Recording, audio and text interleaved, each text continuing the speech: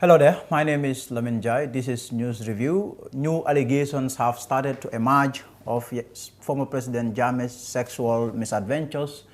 We have been following the development. Also, Gambia Bankers Association has held its 4th annual Bankers Dinner. These and more coming up, but first we will, as usual, we will start with the papers. I have the Point as well as the Standard. I will begin with the Point. The Point today is reporting that Barrow's chief protocol names about 11 alleged Jammeh sex partners. Ex-protocol officer accuses Ustaz Jammeh of sexual violence. Dabo says FAB is a replica of Zainab Jammeh's foundation. Also, first TIU flight of winter season lands in Banjul. Let's go through the reports proper now. The lead story is saying Barrow's chief protocol names about 11 alleged Jammeh sex partners. President Adam Barrow's chief of protocol officer who testified before the TRRC on Monday named about 11 women who he said are said to be alleged sex partners of former President Yahya Jammeh. 2 among the women he said were married, 8 were female soldiers, and some protocol officers. More on the TRRC there. According to the Point, ex-protocol officer accuses Ustaz Jammeh of sexual violence. An anonymous witness and former protocol officer at the office of Gambia's exiled former President Yahya Jammeh, who testified at the Truth-Seeking Commission through audio, has accused an Ustaz, a senior government official at the time, and Mr. Jammeh himself of sexually abusing her. Dabo says FAB is a replica of Zainab Jammeh's foundation. Usainu Dabo, the leader of the United Democratic Party, has claimed that the Fatoumata Bah Barrow Foundation is a replica of Zainab Jammeh's foundation. That's the former president's wife there. Addressing a mass political rally in Bakau over the weekend, Dabo maintained that there is no system change in the country for the fact that the FAB Foundation is operating exactly as that of Zainab Jammeh's foundation. And now the Standard. The Standard lead story today is saying my says dictatorship not fully uprooted. Also, Kanifing fire destroys hundreds of millions. That's according to the Standard there. Silaba gets his Brusubi turntable properties. In landmark judgment, Jammeh was sleeping or keeping girls for pleasure. That's according to the chief of protocol there. Alhaji Sise, Sukuta basic principle, clarifies. So the lead story there, the leader of the Gambia Moral Congress, Maya Ahmad Fati, has said that although Gambians defeated tyranny in 2016, we are yet to defeat some ways of the dictatorship. So far, we achieved fundamental changes in the political dynamics, but there has not been significant improvement in the governance infrastructure, the civil service, the public service, and the security sector, and most public institutions have not changed much, he told supporters in France, where he has started meeting his diaspora supporters. The Standard today is reporting on the fire incident there in Kanifing. Victims of Sunday's devastating fire in the heart of the Kanifing industrial area are still counting their losses, which according to a local factory worker could run into hundreds of millions of dollars. Silaba gets his Brusubi turntable properties in landmark judgment. Silaba Samate, a Gambian business tycoon resident in Holland, has won a landmark civil suit against one Emmanuel Sanyang that effectively gives him back his prime located properties at the first junction in Brusubi Phase 1. He had lost the properties in an earlier trial that conducted in his absence. So also the TRRC there, the Standard is also reporting that Jammeh was keeping girls for pleasure. Former President Jammeh was having Gambian and non-Gambian girls for pleasure, according to his chief of protocol at the time, Alhaji Usman Sise, who is also now protocol to President Adama Barrow. Also, the Dabo UDP government will eliminate First Lady's office. That's still on the mass rally, UDP rally there. The leader of the United Democratic Party, Hussein Dabo, has said that a UDP government will eliminate the office of the First Lady. Sukuta Upper Basic School principal clarifies. The principal of Sukuta Upper and Senior Secondary School, Mrs. Hadi Sosa, yesterday walked into the offices of the Standard to clarify that the story published on the Friday issue of this paper, of the paper about WAEC seizing grade 9 results of Sukuta Upper Basic School is incorrect.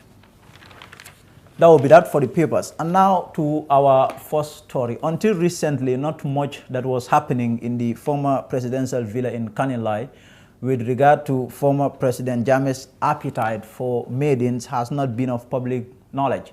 But revelations from the ongoing TRRC, that's the Truth, Reconciliation and Reparations Commission there, public hearings are now giving the public an insight into the former president's sex life. The Fatu Network has been monitoring the developments there.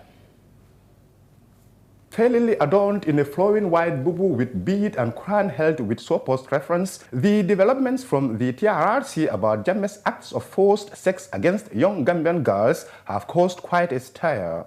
The holier-than-thou former Gambian dictator was more seen to be a man of God than being obsessed with women. He personally sponsored numerous religious activities, built mosques, and went to Mecca to perform Hajj for several times. Up until the startling revelations by a former Gambian beauty queen earlier this year that Yahya Jammeh had raped her, all was seen as rumors that the dictator had voracious appetite for beautiful young girls, luring his unsuspecting victims with favors such as monetary gifts, expensive scholarship packages, jobs, and other inducements. Jammeh's web of sexual escapades extended from the country's army to his female protocol officers, as well as beyond the confines of the country. The ex-Gambian leader was also discovered to have been outsourcing sex servants from countries such as Ethiopia, Nigeria, and Guinea-Bissau. All this was happening when the former First Lady was busy shopping around the world. Former First Lady Zainab Suma was spending little time in the Gambia, and her continued absence from State House has given her husband the opportunity to prey on young Gambian girls.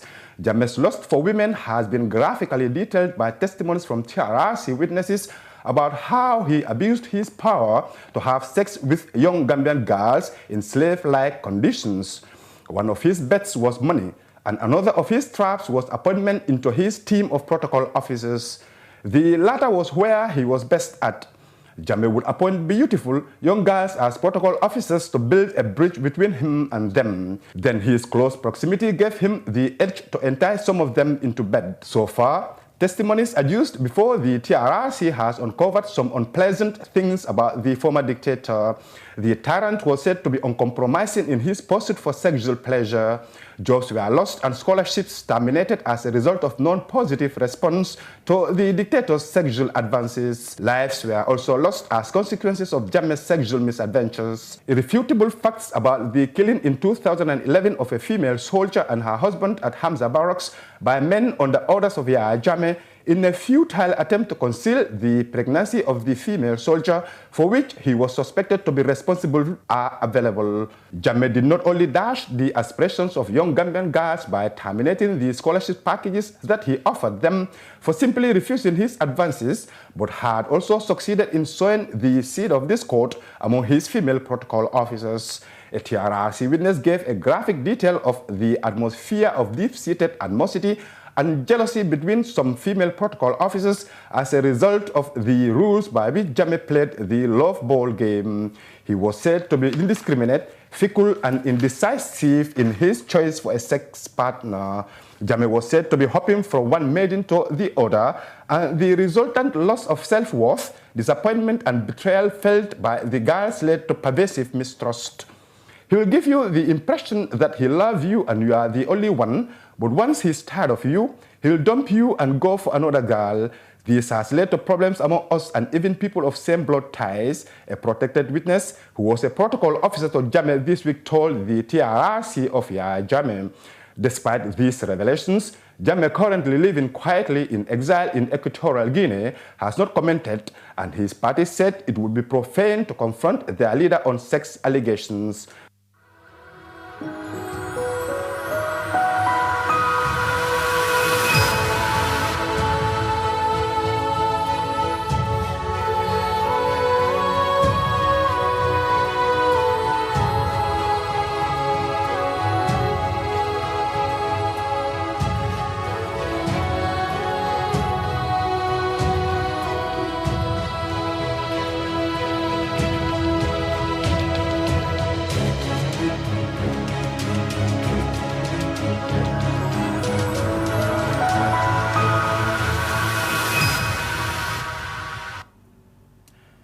And now, unity, they say, is strength. And in realization of this truism, managing directors of the few commercial banks in the country in 2002 felt the need to join forces and unite purposes for the realization of their greater goals by forming the Gambia Bankers Association.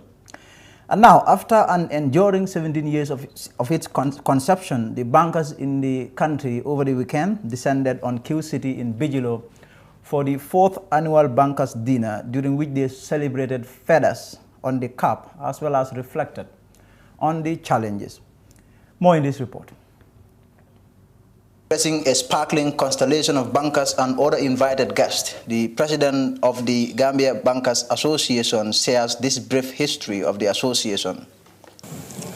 The Gambia Bankers Association started when there were only 3 or 4 commercial banks in the Gambia. The managing directors of those banks thought it necessary to be meeting over lunch to discuss the state of the economy, the foreign exchange market, the tourist industry, and other areas of common interest.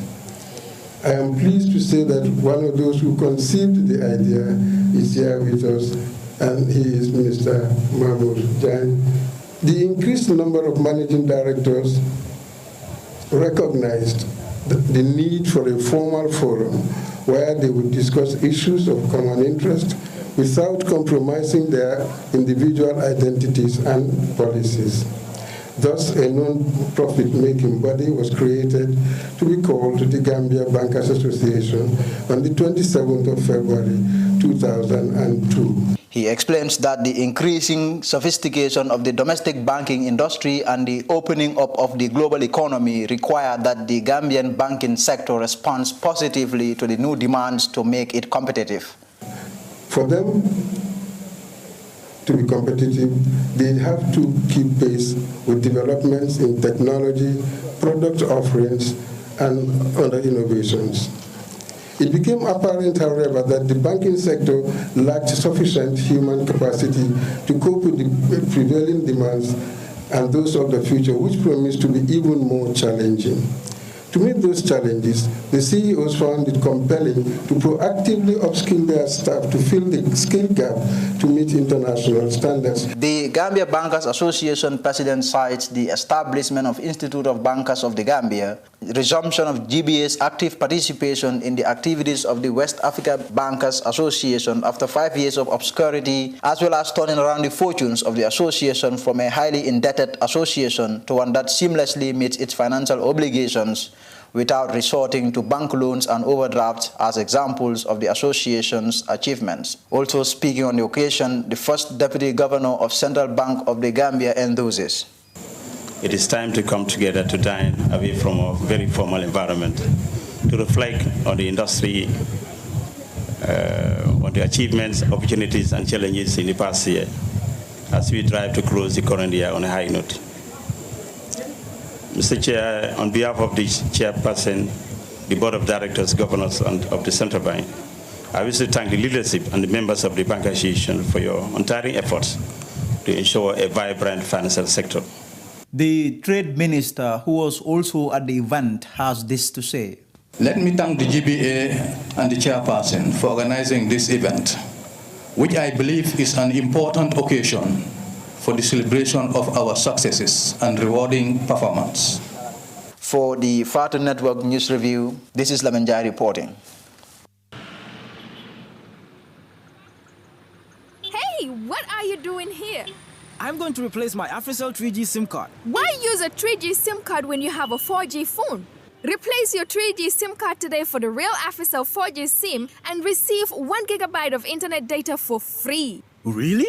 Yes, get 1 GB for free just by replacing your SIM card at any AfriCell outlet. With no loss of contact, the cost of bundle from the 3G SIM card is the same for the 4G SIM. And guess what? With the 4G SIM card, you can also connect to the 3G network as well. This is so cool. I'll replace my 3G SIM card right away to the real 4G SIM and receive my very own 1 GB for free. From AfriCell, it's always real and it's for free. Where AfriCell goes, no one has the speed to follow. So now, the director of the Directorate of Return Policy, Germany, Dr. Christian Klaus, is on an official visit to the Gambia.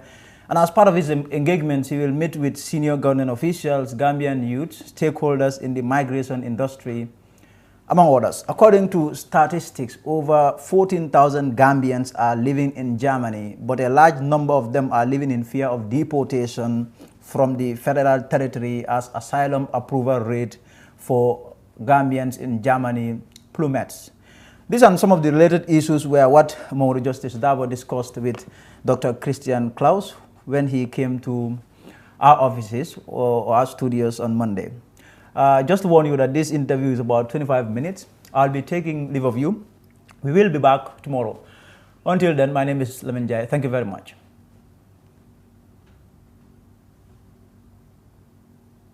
We are in the know that you are here in the Gambia for an official mission. When did you arrive in the Gambia, and then what is your official mission exactly? So, well, actually, I arrived this very morning. I had an overnight flight, so I just arrived more or less, but I will stay here until Wednesday. Hopefully, I will meet with different governmental actors, but this is just one piece of the cake. It's also important to me that I meet also actors of the civil society. I've just come from a meeting with young people from the initiative Youth Against, or Gambian Youth Against Irregular Migration. And this was very enlightening exchange of views. Tomorrow I hope to meet the Vice President and the Minister of Interior, but also others. I will also meet parliamentarians. I will be in the National Assembly tomorrow, so that we can, at various levels, discuss the migration issue. And it's also, for me, it's a learning exercise to see the Gambian perspective from the various actors on the migration issue. What is their interest? How can we accommodate the needs of the Gambia while shaping our own migration policy? Yes, definitely. You come from department or a particular aspect of the institution that deals, with return policies, and then return is a very, very sensitive political and social issue here in the Gambia. When you were coming, what are some of the things that you anticipated before coming down vis-a-vis return and its emotive nature in the Gambia? As this is not the first time here in the Gambia, I'm very much aware of how sensitive this issue is here in the Gambia. But in Germany we have also a domestic debate on migration, and indeed we feel very much affiliated to the idea of humanitarian protection in Germany for those being in the need of international protection as enshrined in the Geneva Convention on Refugees. So we would like to hold it up, and there is, of course, also a need to keep up the acceptance in the German population for this humanitarian admission, which we perform in many thousands or 10,000 of cases. And therefore, there is always a decision be made by the authorities on whether somebody is eligible for international protection or not, or for other immigration categories. And if the decision is no, then it's a question of the rule of law to a certain extent to enforce it. But first of all, and this is our priority, we would like to encourage people to return voluntarily once they are under obligation to leave the country. Yes, you've spoken about the issue of migration being also a domestic problem in many European countries. But now, how do you intend to carry on with these return policies? How, aside voluntary return, how actually do you want to approach this return policy? In the dialogue with various countries, including the Gambia, we've discovered it's not enough simply to look at the situation of international law, where there is a clear obligation to readmit own nationals. we have found out that it's very important to get in touch with the people and with the government of the countries of origin concerned, and to discuss about reintegration possibilities, that we also deliver a certain startup support, that we do not let these people simply alone at the airport and say goodbye, but that we take over a certain responsibility while these people have in their transitional period a way back into the country, a sustainable way of creating new perspectives for their lives in their home country. Yeah. But don't you also think your approach to this reintegration need not a rethink, because so many people are saying that some of these monies coming from the EU, coming from maybe the federal government of Germany, are finding their way into private pockets and then into the pockets of corrupt officials, and then the monies are not actually going to the direct beneficiaries, and then this is a problem, especially with returnees who doesn't have any livelihood or any other support to continue with their lives once they return from Europe, because the officials or the government functionaries have failed them. Well, I wouldn't generalize that. The issue is that indeed, if we have the impression that corruption is ongoing, then this would be a non-starter for us. We would not cover such projects. As a matter of fact, we also fund individuals while returning, and we take really very much care that the money which is attributed to the person will reach the person. So this person might be offered courses of vocational training. We have opened up a center here in Mansakonko with the Federal Ministry of Economic Cooperation and Development. And I'm sure that all what is delivered there will also be very much to the people concerned. Not only those returnees, but also this center is also open for others if spaces are available. Yes, in fact, this brings us to this very important question about skills training, skills acquisition. You've spoken about centers being opened in other parts of the country, but how do you respond to this argument from some quarters that here are these people in Germany, and then some of them are doing house building, this is vocational training, some of them have well integrated in the German society. We have an argument here in the Gambia, and then the argument is, why not leave these migrants in Germany to acquire these skills so that when they come back, they can better participate in national development efforts than bringing them unprepared for some of these important national development endeavors, for example? Actually, this is a concept we are currently looking in. We have concrete projects where this actually takes place. The issue is that usually, and this is due to the very positive political development the Gambia took over the last years, there is a very little chance of being recognized as refugee. There's actually no chance, but for some humanitarian status, I think it's a likelihood of about 5% in Germany. So 95% while being in this procedure are going to be rejected, and therefore we have to make the best time. And indeed, there is a tension, of course. When you are in such a reception facility in Germany, it's a lot of waste of time as well, because we cannot offer integration courses to people where the likelihood of being recognized is very poor. So, and therefore this is limited to people, for example, from Syria or Iran, where the recognition rate is much higher. And therefore there must be limitations for the access. But we would like to make the best out of it, and what we would like to introduce, and we actually did in various reception centers already now, is to have vocational training courses, but with the perspective of the integration, of the reintegration in the labor market than in the countries of origin, here respectively the Gambia. So it's anyway an investment of time and money for the persons concerned, and I will not condemn these people. I can fully understand the individual motivation for taking such a decision, but the prospect is not very good if you take the irregular pathway. It's much better to look into legal pathways to Germany, and this is not excluded.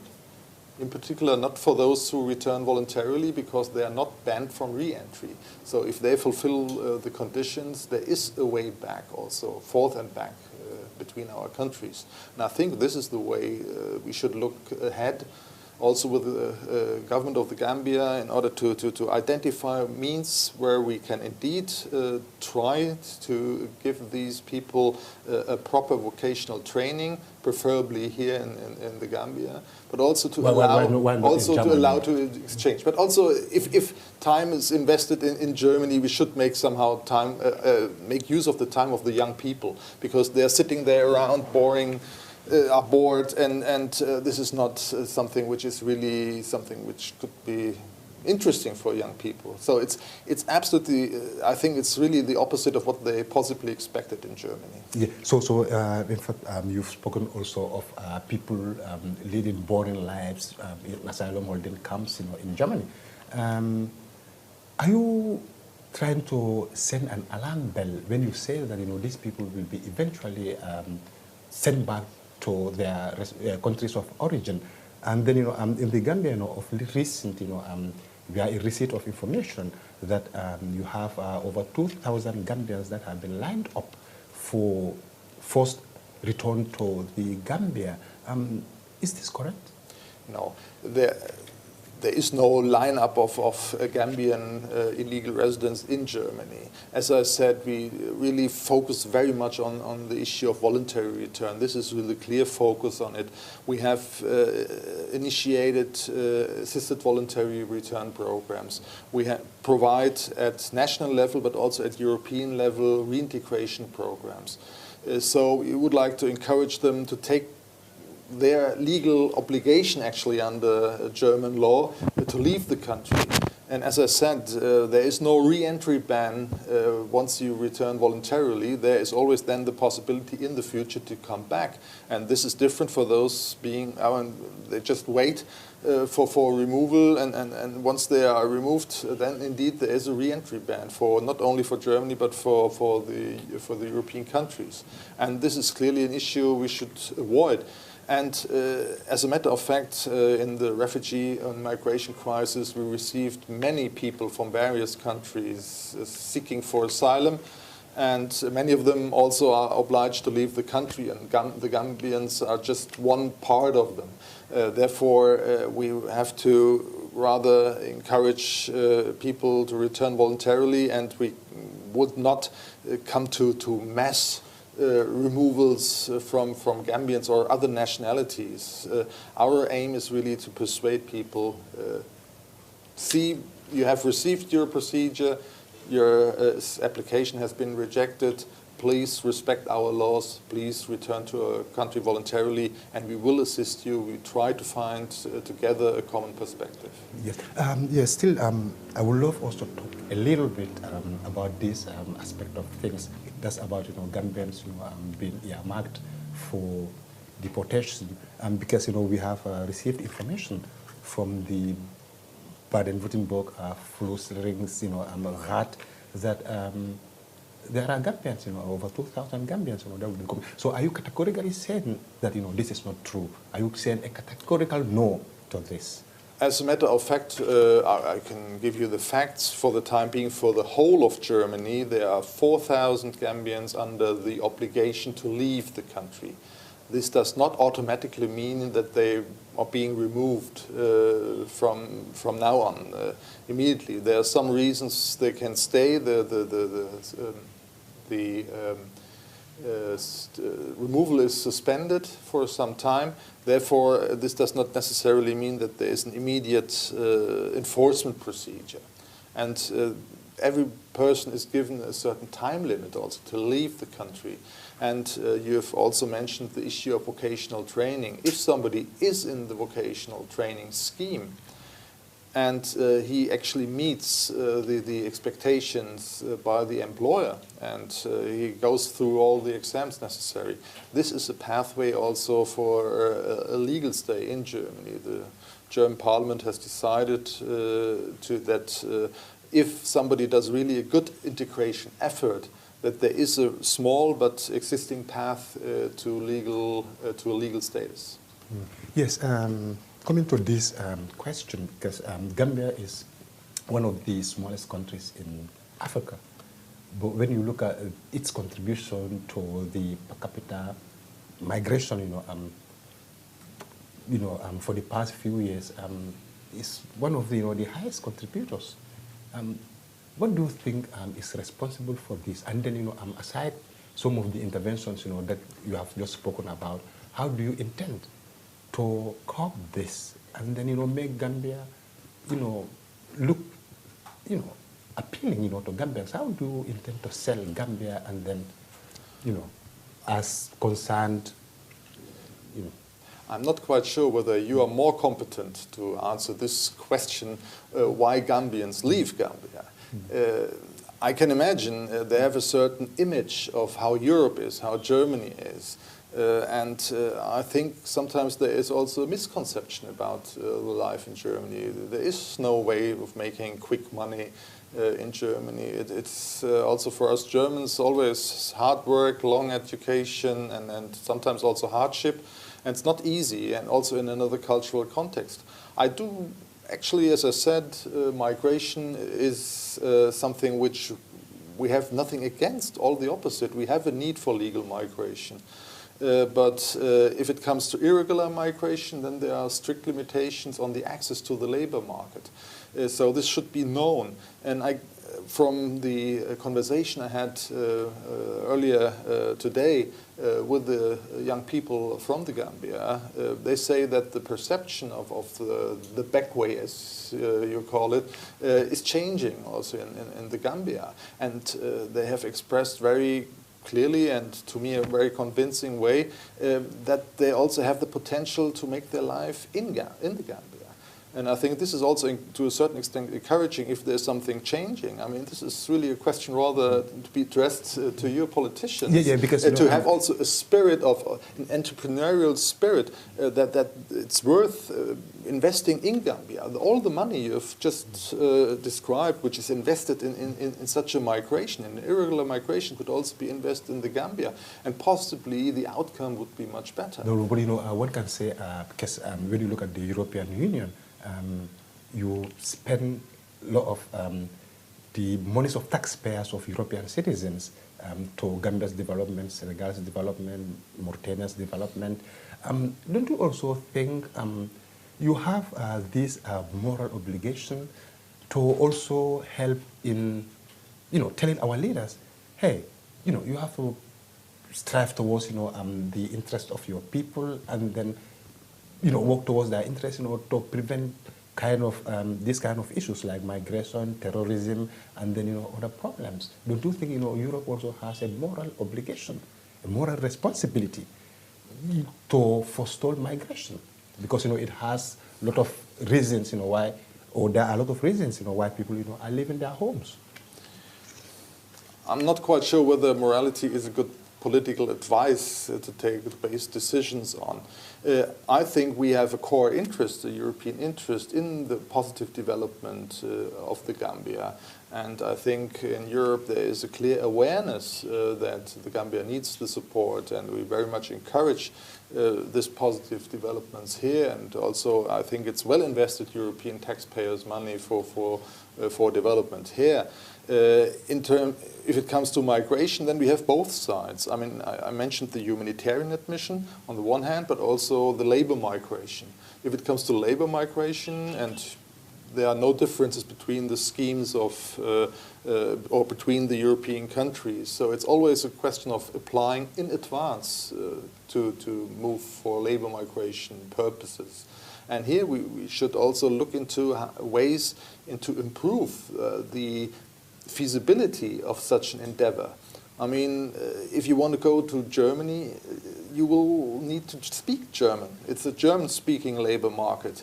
For some companies, very few companies, you might come along with English. But as a matter of fact, if you want to work properly in your profession in Germany, you should have a proper command of German. And that's why we should look into how to promote gaining language skills here in the Gambia so that the decision is more realistic also. And also the perspective. You don't want to be in a profession which does not correspond with your education. So we would like that this is leveled, that engineers are working as engineers in Germany and this kind of professions. But it's not only about academic jobs, it's also about jobs, vocational trainings, electricians or others, caretakers.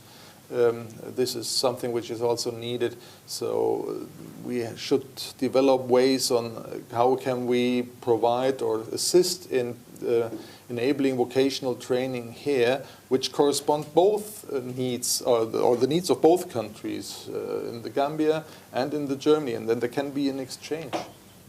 Yes. Finally, not finally, but finally, now you have come. You have seen, I know you've been here only maybe a day or maybe less. But what's your impression? And then what are some of the messages that you have for the Gambian youths in the Gambia as well as Gambians in other European countries, especially Germany? I just come, as I said, from this meeting with these young people, and my impression is that there is a lot of ambition. And this ambition should be focused. I mean, it should be focused on realistic projects here in the Gambia. But as I said, I do not exclude that also there are pathways for legal migration. And this is a proper investment for, I mean, in terms of money, but also in terms of lifetime. I don't want that people have their back way for 2 or 3 years, end up in Germany for another 2 or 3 years of asylum procedure. And at the very end of the day, they have very little.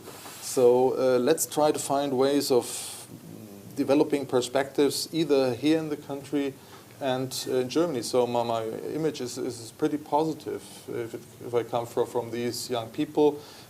I think it's worth also developing life in the Gambia. So will we be right to maybe deduce or from your statements that you are here in the Gambia for 2 things, that is to sell the gospel of regular migration as well as to sell Gambia as a place to be for young Gambians and then make it? I think I'm not selling something. What I try to do is to develop, together with the Gambian government, projects which assist people in finding their way back into the Gambia, but also to find ways on developing vocational training or stipends for studies which would enable Gambians to have education or studies in Germany. So this is something we can talk about. And therefore, it's not about just keeping people here for all means. As I said, migration is something which we also need in Germany, but irregular migration is the wrong way. The costs, the human costs are too high, in our opinion, and therefore let's look into other ways which is in the interest of both countries. Yes. So finally, are you optimistic that this battle or fight against irregular migration will come to an end someday or so soon? Look, I can understand every individual taking migration decisions. The issue is in which framework should we manage this. Migration will, of course, exist for a lifetime or for the time of human mankind. So migration is something pretty normal. The question is, what are the consequences out of migration, or which migration we have? And I think this can be organized to a certain extent. We are not living in a perfect world, don't question that. But we have to try, at least this should be the ambition of a government, to do things which respects the human rights on the one hand, but also take into account the economic interests of the country, and to bring this into a balance. This is, I think, a modest approach, but a more realistic approach. Exactly. So yes, finally for you, what's your final word? What do you have, to, say to our viewers, finally? Well, my word would be, don't trust the agents. Just try to figure out what is the real situation for you. We have various websites established. On the one hand, makeitInGermany.com. Here you can inform yourself about the legal pathways to Germany, and as I said, the need also for learning German. But we also have a website called Rumors About Germany. And here in this Rumors About Germany, here we try to inform in an objective way what are the risks of irregular migration. Okay, thank you so much, sir, for talking to us. Thank you. Thank you so much, sir. Yeah. Thank you.